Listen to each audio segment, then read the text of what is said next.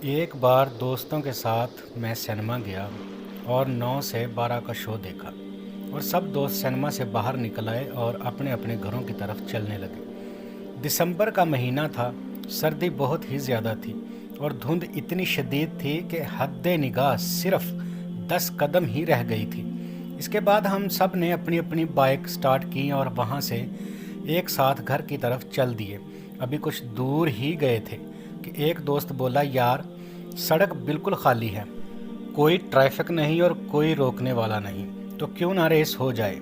देखते हैं कि मोहल्ले में सबसे पहले कौन पहुंचता है। ये सुनकर बाकी दोस्तों ने कहा, तो चलो फिर आज देख लेते हैं किस में कितना दम है। ये कहकर सब ने अपनी अपनी बाइक्स की स्पीड तेज़ कर ली और देखते ही देखते धुंध में गायब हो गए। मैंने आम सी जैकेट पहन रखी थी और मैंने हाथ में दस्ताने भी नहीं पहन रखे थे। बहुत ही ज़्यादा ठंड लग रही थी, इस वजह से मैंने अपनी बाइक की स्पीड आहिस्ता कर ली क्योंकि मैं सर्दी से कांपने लग गया था। इस वजह से मैं बहुत ज़्यादा स्लो हो गया था। अब पूरी सड़क वीरान थी और मैं अकेला ही सड़क पर पागलों की तरह जा रहा था और अब मैं बहुत परेशान हो रहा था क्योंकि सड़क पर बहुत ज़्यादा सन्नाटा था और बहुत ही देर बाद कोई एक आध गाड़ी बाइक वहाँ से गुजर जाती थी और उसके बाद सड़क फिर वीरान हो जाती थी। मैं चुपचाप बस चलता जा रहा था और ऐसी खामोशी थी कि मुझे सिवाय अपनी बाइक की आवाज़ और किसी की आवाज़ सुनाई नहीं दे रही थी। और मैं चलते चलते एक मोड़ पर जाकर रुक गया। ये एक शॉर्टकट रास्ता था। इस रास्ते का नाम ठंडी सड़क था और ये इस सड़क का पुराना नाम था, जबकि ये सड़क इस वक्त बांसों वाली सड़क के नाम से मशहूर थी क्योंकि इस सड़क के दोनों अतराफ में बांसों के बड़े बड़े दरख्त लगे हुए थे और दोनों अतराफ के दरख्त इस तरह सड़क पर झुके हुए थे कि जैसे इस सड़क पर किसी ने बांसों की छत डाली हो। और सूरज की रोशनी भी बहुत कम ही इस सड़क पर पड़ती थी। बस यूँ समझ लो ये सड़क एक बहुत बड़ी सुरंग की तरह थी जो दरख्तों से पूरी तरह ढकी हुई थी। मैंने सोचा अगर मैं बांसों वाली सड़क से जाऊं तो जल्द ही अपने दोस्तों तक पहुंच जाऊंगा क्योंकि मेरे दोस्तों को जाना तो धर्मपुर ही है और वो सीधा माल रोड की तरफ से धर्मपुरा जाएंगे और मैं इनके पास पहुंच जाऊंगा। लेकिन इसके साथ साथ मैं थोड़ा घबरा भी रहा था क्योंकि ये सड़क पहले ही अजीबोगरीब वाक़यात से बहुत बदनाम थी और बहुत से लोगों से मैंने इस सड़क के बारे में सुना था कि इस रास्ते पर बहुत सी हवाई चीज़ों का बसेरा है और इनका ये भी कहना था कि जो भी रात 7 बजे के बाद इस सड़क से गुजरता है इसके साथ ज़रूर कोई अनहोनी हो जाती है। और काफ़ी लोग इस सड़क से दिन के वक्त भी नहीं गुजरते थे क्योंकि वो इस सड़क को लेकर बहुत डरे हुए थे क्योंकि इस सड़क के दोनों तरफ में कोई आबादी नहीं थी, बस कुछ जंगल नुमा झाड़ियाँ और बांस के दरख्त थे। बस कुछ दूर जाकर एक साइड पर पुराना सा कॉलेज था, पर इस कॉलेज में जाने का रास्ता भी नहर वाली साइड पर था, यानी इस सड़क पर सिर्फ कॉलेज की दीवार ही थी और रात 7 बजे के बाद यहाँ से कोई नहीं गुजरता था, जबकि मैं तो तकरीबन 1 बजे के करीब इस सड़क पर खड़ा था। फिर मैंने सोचा यार मैं तो ऐसे ही डर रहा हूँ, लोगों का क्या है, लोग तो ऐसे ही सुनी सुनाई बातों पर यकीन कर लेते हैं, जबकि मेरे नज़दीक ये सिर्फ अफवाहें ही हैं। ये सोचकर मैं इस सड़क पर चल पड़ा और आहिस्ता आहिस्ता बाइक चलाता हुआ आगे बढ़ने लगा। इस सड़क पर धुंध और भी ज़्यादा थी, बस बाइक की लाइट में ही थोड़ा बहुत नज़र आ रहा था। मैं अभी थोड़ा दूर ही गया था कि मुझे ऐसे लगा कि सड़क के बाईं तरफ कोई सफ़ेद कपड़े पहनकर खड़ा है, लेकिन मुझे साफ दिखाई नहीं दे रहा था। मैंने बाइक की स्पीड बिल्कुल कम कर ली और थोड़ा और आगे गया और बाइक की लाइट इस तरफ की तो देखा कि एक बहुत ही खूबसूरत और दिलकश सफ़ेद लिबास पहने एक औरत खड़ी है। इसके काले घुंघराले लंबे लंबे बाल थे जो कि इसने खुले छोड़े हुए थे और इसका चेहरा बहुत ही पुरकशिश और खूबसूरत था और इसने बहुत सारी ज्वेलरी पहन रखी थी। ऐसा लग रहा था कि ये किसी अमीर घर से ताल्लुक़ रखती है। और फिर मैंने सोचा कि यार रात का 1 बज रहा है और ये औरत इस टाइम यहाँ क्या कर रही है, या फिर हो सकता है कि ये कोई 2 नंबर औरत है जो कि रात को धंधा करने निकली है, या फिर ये कोई डाकुओं के साथ मिली हुई औरत होगी जो लिफ्ट लेने के बहाने लोगों को लूटती होगी और इसके साथी भी यहाँ आसपास ही छुपे होंगे।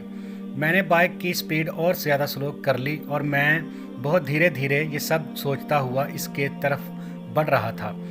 जब इसके और मेरे बीच सिर्फ 10 कदम का फासला रह गया तो मैंने बाइक सड़क के दाईं तरफ कर ली और रोक ली, जबकि वो सड़क के बाईं तरफ खड़ी थी। मैंने सोचा अगर मेरे साथ कुछ भी बुरा होने लगेगा तो मुझे भागने में आसानी रहेगी, इस वजह से बाइक मैंने स्टार्ट ही रखी और दूर से ही बाइक पर बैठे हुए इसको पूछा, कौन हो तुम? इसने मुझे कोई जवाब नहीं दिया। मैंने सोचा शायद इसको मेरी आवाज़ नहीं सुनाई दी। میں نے 4 قدم بائک اور آگے لے لی اور پھر تھوڑا اونچی آواز میں کہا، کون ہو تم اور یہاں کیا کر رہی ہو؟ لیکن اس نے پھر سے میری بات کا کوئی جواب نہ دیا۔ اب میں تھوڑا گھبرانے لگ گیا کیونکہ میں سوچ رہا تھا کہ یہ مجھے جواب نہیں دے رہی، اس کا مطلب ضرور کوئی نہ کوئی گڑبڑ ہے۔ اس کے ساتھ میں ادھر ادھر بھی دیکھ رہا تھا کہ کہیں اس کے ساتھی تو نہیں آ رہے۔ میں نے آخری بار اونچی آواز میں کہا، دیکھو اگر تم نے اب بھی میری بات کا جواب نہ دیا تو پھر میں جانے لگا ہوں۔ تو اس نے اچانک سے رونا شروع کر دیا اور روتے ہوئے بولی، میں بہت ہی مشکل میں ہوں۔ میں اپنے شوہر کے ساتھ اپنے رشتہ داروں کی شادی کی تقریب سے واپس آ رہی تھی کہ اچانک ہماری بائک پنکچر ہو گئی اور ہم پیدل چل رہے تھے کہ میں تھک گئی تو میرے شوہر نے مجھ سے کہا، تم یہاں رکو، میں جلد ہی کہیں سے پنکچر لگوا کر لاتا ہوں۔ اور میں تب سے یہاں کھڑی ہوں، پر میرا شوہر ابھی تک لوٹ کر نہیں آیا اور میں اس سنسان سڑک پر کھڑی ہوں اور مجھے ڈر لگ رہا ہے کہیں کوئی چور ڈاکو مجھے کوئی نقصان نہ پہنچا دے، اور اس وجہ سے مجھے رونا بھی آ رہا ہے۔ اس کی بات سن کر میرے دل میں رحم آیا اور میں بائک سے اتر کر اس کی طرف گیا اور میں نے کہا، دیکھیں آپ روئیں مت، آپ بتائیں کہ آپ کا شوہر کس طرف گیا ہے۔ تو اس نے دھرم پور کی طرف اشارہ کرتے ہوئے کہا، وہ ادھر کی طرف گئے ہیں۔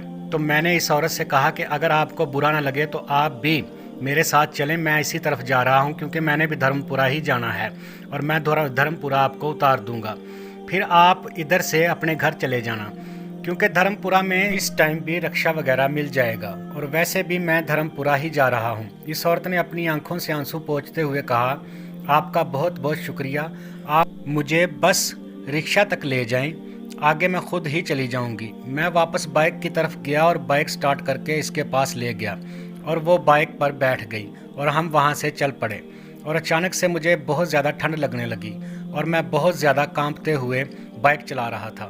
ہم دونوں بالکل خاموش تھے، لیکن میں بہت خوش تھا کہ میرے ساتھ بہت ہی خوبصورت عورت بیٹھی ہوئی ہے اور ایسے میں اس سے دوستی کرنے کا موقع بھی مل جائے گا اور ہو سکتا ہے کہ یہ بیسٹ فرینڈ بن جائے۔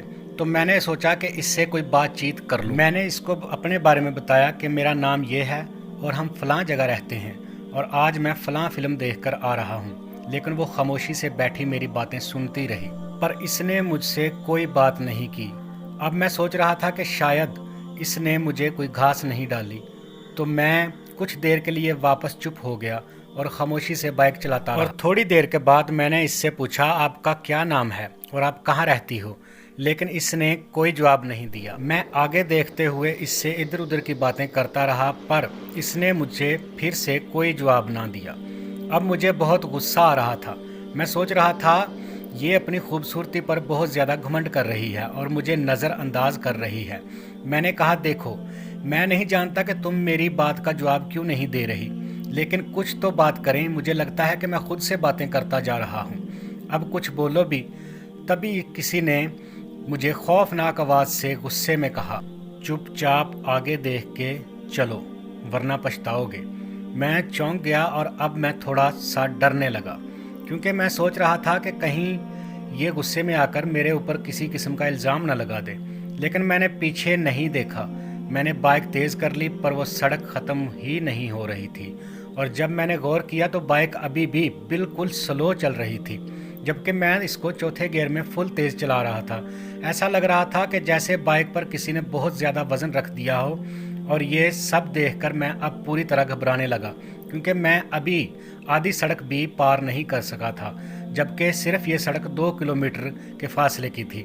میں پوری طرح سے بائک کو بھگانے کی کوشش کر رہا تھا کہ اتنے میں میرے پیچھے سے زور زور سے سانس لینے کی آواز سنائی دینے لگی، جیسے کوئی میرے کان کے پاس ہی تیزی سے سانس لے رہا ہے۔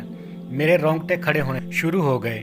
اب میں کچھ سمجھ گیا تھا کہ میرے ساتھ کوئی عورت نہیں ہے بلکہ کچھ اور ہی ہے۔ اتنے میں اس عورت نے میرے کاندھے پر ہاتھ رکھا اور اچانک سے میرے جسم کے رونگٹے کھڑے ہو گئے۔ میں نے ڈرتے ہوئے جب اپنے کاندھے پر نظر ڈالی تو مجھے عجیب سا بڑے بڑے نوکیلے ناخن والا کالا سا ہاتھ دکھائی دیا، اور وہ آہستہ آہستہ میری گردن کی طرف بڑھنے لگا، اور میرے پیچھے سے ایک خوفناک ہنسی کی آواز آنے لگی۔ وہ ہنسی اتنی تیز تھی کہ اس کے آگے میری بائک کی آواز بھی دب گئی اور بائک جیسے کسی جگہ میں پھنس گئی تھی۔ اس کے ٹائر تو گھوم رہے تھے پر بائک ایک ہی جگہ کھڑی تھی۔ تبھی کسی نے پیچھے سے میرے دوسرے کندھے پر اپنا منہ رکھ دیا۔ میں ڈر سے تھر تھر کانپنے لگا۔ ابھی میں بائک سے گرنے ہی والا تھا کہ پتہ نہیں کیسے میں نے ہمت کر کے زور زور سے کلمہ پڑھنا شروع کر دیا اور ایسا کرتے ہی میرے پیچھے سے ایک خوفناک چیخ کی آواز آئی۔ میں نے کانپتی ہوئی گردن سے پیچھے دیکھا تو میرے ساتھ ہی ایک بہت بھیانک شکل والی عورت بیٹھی ہوئی تھی۔ اس کی شکل پوری طرح کالی تھی، لیکن اس کی بڑی بڑی سفید آنکھیں تھیں جو رات میں لائٹ کی طرح روشن تھی، اور اس نے ایک ہاتھ میری گردن پر رکھا ہوا تھا اور دوسرے ہاتھ سے ایک درخت کو پکڑا ہوا تھا جو کافی دور تھا، اور شاید اسی وجہ سے میری بائک آگے نہیں جا رہی تھی۔ یہ سب دیکھ کر میرا پورا جسم بالکل برف کی طرح ٹھنڈا پڑ گیا۔ میں اور زیادہ اونچی آواز میں کلمہ پڑھنے لگا اور اس نے میری گردن کو چھوڑ دیا، اور میں نے جلدی سے کلمہ پڑھتے ہوئے بائک کو پوری طرح ریس دی تو وہ عورت بائک سے نیچے گر گئی اور اچانک سے بائک فل سپیڈ سے آگے بڑھنے لگی اور بالکل ہلکی ہو گئی۔ میں نے پھر پیچھے مڑ کر نہیں دیکھا اور 5-6 منٹ میں ہی دھرم پورہ کے چوک میں جا پہنچا اور بنا رکے ہی گھر چلا گیا۔ اب وہ چیز کہاں تک میرے پیچھے بھاگی ہوگی مجھے کچھ نہیں پتا، بس اتنا پتا ہے کہ اس دن مجھے فوراً سے بہت تیز بخار ہو گیا تھا، اور اس دن کے بعد میں نے دوبارہ کسی کا بھی مذاق نہیں بنایا، کیونکہ میں جان چکا ہوں کہ واقعی ہوائی چیزیں ہوتی ہیں۔ دوستو، ہمارے چینل ایم اے اردو ٹی وی کو سبسکرائب کریں اور بیل آئیکن کو پریس کریں تاکہ ایسے ہی مزید اچھی ویڈیوز جو ہیں وہ ہم آپ کے لیے لے کر آتے رہیں اور آپ کو ان ویڈیو کا نوٹیفیکیشن بر وقت ملتا رہے۔ اور اپنا بہت خیال رکھیے گا اور ہمیں دعاؤں میں یاد رکھیے گا۔ انشاءاللہ ملتے ہیں نیکسٹ ویڈیو میں۔ السلام علیکم ورحمۃ اللہ وبرکاتہ۔